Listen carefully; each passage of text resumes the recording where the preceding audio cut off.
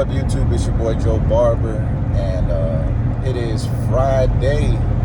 It's about 8 o'clock in the morning. I just dropped off my son at school, headed back to the crib. Got to get ready to go to work. And I was just jumping online because there's a couple of things that I feel like barbers or anybody in the hair industry that's not an owner, or maybe, even owners can use this information, but what was going on through my head is, how can I explain to the barbers that work at my shop and barbers that work at any shop how things work? Because I feel like there's a lot of misinformation out there about how you should view yourself when you work at somebody's shop. For example, there's some barber schools, barber colleges, whatever they're called. They teach you like, well, you're your own person, you're your own. You got a 1099. You do your own thing. You're self-employed. You're your own boss. Basically, is what they're saying, and that's far from the truth. Yes, if you're paying booth rent, you're doing a 1099 for yourself. Yes, that's true. But when you're working at somebody's shop, they own the equipment. They provide the atmosphere.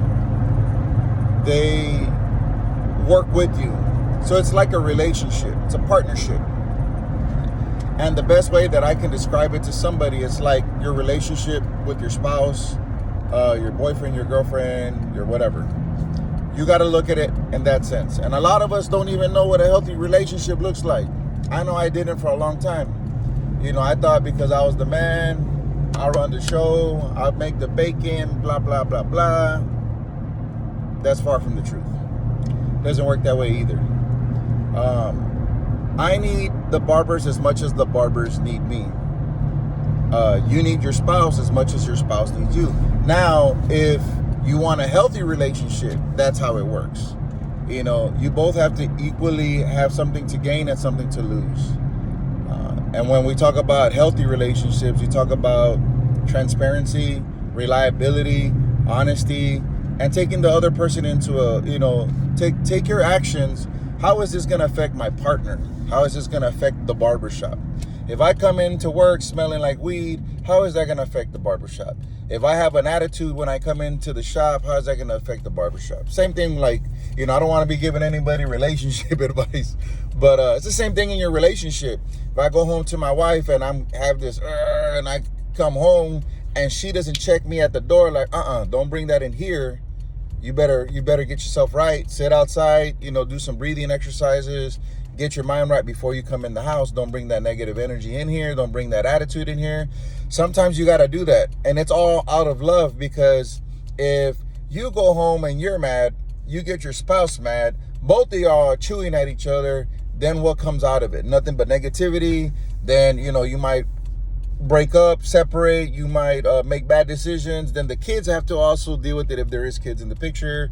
Stuff like that. Now, when you look at it in a perspective at the barbershop, if the barber comes in with that kind of attitude, then the owner comes back with attitude. And then, all right, well, I'm packing all my stuff and leaving.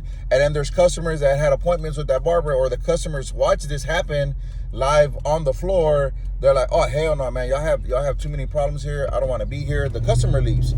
Then they go and share that information with, 30 other people.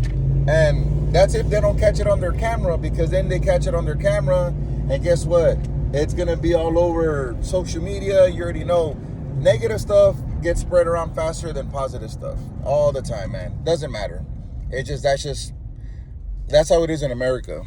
That's how we're conditioned to operate. And it's whatever, But the fact is that you have to be very mindful about the partnership when you at your barbershop, the one you're working at. And there has to be a level of expectations. What do you expect from the owner, and what the owner expects from you? Now, if you're leaving early and you are committed when you got hired to work there, you said, yeah, no, I'm going to work every day, open and close. And then moreover than more than less, you're leaving early all the time out of convenience. It's like, that means you're putting yourself first, and the shop doesn't matter to you. So then when the shop does that to you, then it's a problem. If the shop says, you know what, no longer are you an asset to the barbershop. Now you're a liability, because when you leave early to go do what you got to do, we all got stuff to do too, but we have to sacrifice and make our schedule to where we stay and keep our word. Our word was that we're going to get to work when it opens and leave work when it closes. You know what I'm saying? And then sometimes barbers get to the shop late, and then they're running behind on their customers, and then guess what? They want to stay late after hours. And then that's when your rent is being based off of, you know, like if I tell you the shop is open 10 to 7, and you don't work those hours, you work when you want to, but then you want to stay till 8, then I'm like, nah, bro, because your rent was based off of that. I'm basing it off of how many hours you're going to work. And when you start going over that, that means now my electric bill is going to change, because no longer are you within the parameters of what we agreed on. Our contract was stating that you're going to work from 10 to 7 on these days. Now, if you want to work after, when you're self-contracted, no longer are you staying within the parameters. Now it's like, okay, well, for you staying late, I need to get 10% of that last cut to cover the cost. So imagine if you stay late every day, no longer am I profiting because my light bill is going up. You know what I'm saying? And some barbers don't see that. They're like, well, nah, it's just one person, bro. I'm trying to get it. I'm trying to grind. It's like, if you come in and you sacrifice for the shop, yes, the shop can sacrifice for you. Absolutely. You were here early and you stay late. Yeah, no, get that money, dog. But if you get here late, or you get to the shop late, and then you want to stay late, like, it doesn't work that way. Now the shop is no longer profiting. Now we're in the loss margin, because we're making it convenient for you to make money. But when you're not putting the shop first to make the shop convenient for the shop to make money, then how is that a good partnership? That's not a good partnership. It's not. And that's the thing. A lot of barbers don't think like businessmen. They don't think like, okay, man, what am I bringing to the table, and what's the shop bringing to the table? And these are things that I'm going to teach at my barber college, because I want people to be complete entrepreneurs, not just skill-wise and, oh, man, I can help you make $100,000. And, man, get out of here with all that nonsense. Stop it. Stop. Dude, fall in love with the process. Fall in love with the process, and the money will come. You got to have strong work ethic. You got to have a strong mind. And my whole thing is, it's not making the money that's the hard part. It's keeping the money. And this right here, having good work ethic and understanding what is required from a businessman. You want to call yourself a boss and this, that. And not everybody's ready to be a boss, bro. I'm telling you. I know it. I know it because I can spot it. I can spot weak people and making weak decisions. And I don't say the word weak like in a derogatory way to where I'm taking shots at people. I still have areas of weakness in my game, so I gotta work on that. But when someone tells you out of love, like, hey bro, like, you need to fix that, dude, because it's gonna bite you in the butt later on. It's out of love. And nowadays you can't even talk like that to people you care about, because now you're offending people, and now people take it personal, and now, oh, you're taking shots at me, like all this. Nah, bro, it's not that. It's not that, man. So, and then, like I said, if someone is no longer an asset to the shop, I promise you, once you become a liability, you out of there. You are out of there. And all shop owners provide is opportunity, dog. That's all we provide is opportunity. And if you're a real businessman and you want to make bread, you have to understand the give and take of working at a barbershop, man. If you're at a nice barbershop and they're giving you a break on rent and they're hooking you up, respect that, because not everybody does that, dude. I've been to barbershops where the chairs are worth $300, small mirror, small station, and they're charging $2 something a week. They don't have a lot of walk-in clientele. But licensed barbers need to understand this as well. Look, man, it's like the church. The building is not the church. The people are the church. When you understand that, and you're able to understand that in the barbershop, it's the barbers that make the barbershop. Sorry, I'm backing up, trying to park my truck. But I wanted to keep this going because, man, this is important. It's important for a lot of barbers to hear this, and stylists. Anybody that's self-contracted, man, it takes a lot of money. And then when you start wondering how much money an owner invests into a business, I'll tell you from my perspective, I'm well over 100,000 that I've already invested in my shop. And I don't have like the best shop in the city. I have nice stuff, you know. I pay to get things done right, you know. Master electricians came and did rewired all my shop. Just in that, I spent like 20 grand just getting to get the permits done, my flooring, paint. All my chairs are Kokins. So every chair, go look it up you can go on eBay and go look at Kokin chairs. One of my chairs is valued at like 9 G's. Go outside, please. Go outside, please.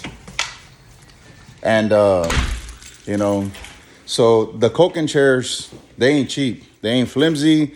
The weight limit is very high. A lot of these new chairs that want to look like Kokins, they don't have their weight limit. If you get somebody that's about 300 plus pounds, man, there might be a chance that chair it'll bend. I've seen it happen with my own eyes. So those kind of things, man, I have 14, 15, 16, 17 Kokin chairs that I own. So you do the math on that. And then when I didn't have any barbers, I lost a lot of money due to COVID. I had to, you know, I had finished paying off like 3 or 4 business loans. Then I had to renew one of my business loans just to stay open.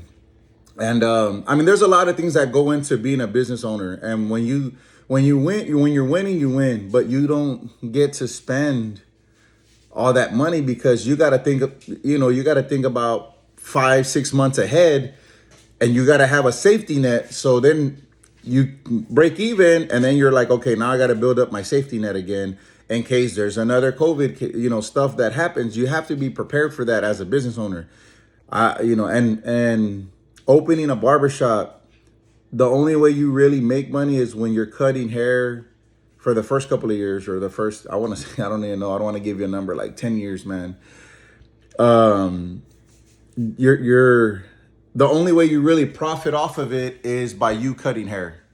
When you start cutting hair and you still pay booth rent to yourself because you want to be able to write that off on your taxes, but that's the only way you really get to make like a living. Like, you're not gonna be profiting off your barber shop like that. And if you do, great.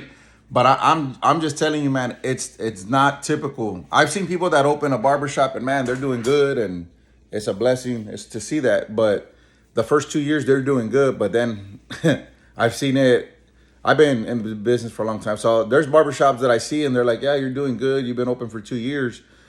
I'll check back on you in 5. I'm in my 5th year myself. At one time I did have about 16 employees or 16 people working at my shop, and it felt great. I was profiting every month, great money, blah, blah, blah. But then when you have that many people under one roof, and like me, I have over almost 3,000 square feet that I pay for. And I didn't take that into consideration when I first moved in there. I just thought that, man, as long as I have 10 barbers working here, the rest is profit. So I can I can maintain 10 people. And dog, I'm telling you, it's not like that, because people have so many issues. People don't know how to handle things. We're all broken, man. And sometimes we take that drama to the shop and then it spreads fast. So it's hard to be an owner. It's hard to also be a manager. It's hard also to be a barber. It's hard also to be a mentor. It's hard also for you to grow And for you to maintain yourself in a positive manner when you constantly see all this negativity around you, and you see people like they do good one week and they go and blow all their money, and the next week they're trying to hustle and try to do all this stuff to make the money back. And then, they start doing illegal stuff outside the shop, trying to make up for the losses. And I'm like, bro, you're putting yourself in this position. Stop trying to go live this life and going to buy steaks and buying all the Jordans and buying all the, like, stop that for a couple of months, bro. Like, bring lunch to work, drink a lot of water, stop buying beer, stop buying all these drinks, stop buying Starbucks, stop buying all this nonsense. Like, let all that stuff go, and let's see how good you can really do. But these are the sacrifices, man, that it takes in order for someone to be successful. And it's like, I want people to hear from someone that's been there and done that. I don't judge anybody, man. That's not my place. I don't condemn anyone either, whatever lifestyle you're living. But when it comes to people wanting to hear information, I'm as real as it gets, man. I speak that realness. I try to share as many ideas with other barbershop owners, other school owners, other entrepreneurs that own big businesses, that are millionaires. That's who I talk to. I don't care about the money like that, bro. I just want the freedom to be able to do what I want to do, and that's invest in people. I don't want to struggle week to week. I've done that my whole life. I don't want to struggle month to month. I've already done that too. And I stayed humble. And just because, you get some money in the bank don't mean that money is yours all the way. You know what I'm saying? Because you have obligations. So that's why it's important to treat people the way they need to be treated in order for them to elevate. Not everybody wants to elevate, though. Some people, they like playing the victim. Some people like to manipulate. Some people, that's who they are. And you got to be able to identify that. But for me, man, I've invested in a lot of people that have come through my shop, whether it's customers, whether it's barbers. I help everybody, and everybody gets a chance. I don't care what color you are. I don't care what gender you are. I treat everybody with respect. I'm not about that, man. But when I know that you're taking advantage of me, and you're taking advantage of my love, and you're taking advantage of me caring about you, then that's when it becomes a problem. And it sucks when that happens, because then it takes a little bit away from me from giving to the next person that God sends my way. So that's why I like making these videos, because I'm like, man, I want people to hear it from me. Like, it's not easy transitioning from being a creative barber. That's who I was. I love art. I love to draw. I love to paint. I love doing that. But that's just my talent. That's what I can do. But I can't always make a living off of that, because I have to stay to the commitment of being a barber shop owner. Now I'm transitioning to opening my school, but the state is behind. I don't know what's going on with the state. I'm just waiting for them to approve my application. And I just keep praying about it every day. I leave it in God's hands and God's timing. Everything's going to happen at the right time. Thank God that financially I'm good. I don't have, I'm not stressing, but I don't want to be stupid and make decisions because I have money or I have this little whatever. Oh man, let me go buy this and let me go buy that and let me order all these unnecessary things. Like, nah. It's all about assets and liabilities, man. And when you start thinking that way, understand the terminology, understand what it takes. So when we're talking about working at a barbershop, it's a partnership. Do you view yourself as an asset, or do you view yourself as a liability? And if you're the person that comes into your barbershop that smells like weed, that's not doing the little things, that's not, helping throw the trash, sweep, keep your station really clean. You don't have to clean other people's stations. But me, I lead by example. If I'm not cutting hair and I already clean my station, I'll go clean everybody else's station. It does not take nothing in my body to go and sweep somebody else's station. It doesn't. So I do it for them. They do it for me. That's called teamwork. And honestly, man, without a great team, you're not gonna get far in life. And that's something that I preach at the shop. That teamwork makes the dream work. But at the end of the day, my vision is for us. My vision is not to exalt myself and be like, look at me, I got this kind of car, I'm living this lifestyle. No, I don't care about that. What I care about is getting my money up, because I've been planted so many seeds now. My whole life I've been planting seeds, and now I want to reap the harvest. And that's just my thing. I put in the work. I've 20 years that I've been grinding, cutting hair, making a living off of cutting hair. And now I want to be able to, reap the benefits of it. I put in the time, man. Some people put in 2 years and they're like, man, I'm ready, dog. Where's my money? I'm like, bro, you got a long way to go, son. But either way, I'm not saying that that's impossible, because there's plenty of people that I know that haven't been cutting that much, and they made a channel on YouTube, or they made, they use their phone and they blew up on Instagram. Now, are they happy? I don't know. How much have they learned? I don't know. But I've been through it. I've experienced it. I've lost money. I've made money. I've lost friends. I've made new friends. I've done a lot of things in the barber industry, so I don't compare myself to anybody else. Whatever their situation, that's the plan that God had for them. My plan is totally different, and I just stick to my plan. But what I try to share is authentic. I don't try to sugarcoat it to where it doesn't offend people, or I just keep it real, because that's what I need. I need people to keep it real with me, and I need honesty.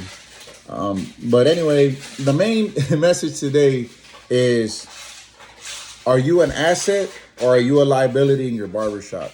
Do you see yourself becoming an owner? So if you act like an owner now, I promise you, when you open your shop, you already know what it takes to keep the business running. It's easy to open up a shop. I mean, I don't want to say easy. It's simple. You do A, B, C, and D, you'll be able to open up your shop. Now, keeping your barbershop full, keeping your shop positive, keeping your shop clean, keeping your shop growing, that's a whole different ball game. And like I said, I see barbershops that are doing well for 2 years. I see barbershops that are doing well for 5, and then they close down. Because every barber has this mentality of, man, well, I'm my own boss. I'm going to make my own rules. I'm going to come in when I feel like it. I pay booth rent. Doesn't work that way, man. Because at the end of the day, when there's not enough walk-ins, or bro, what are you doing?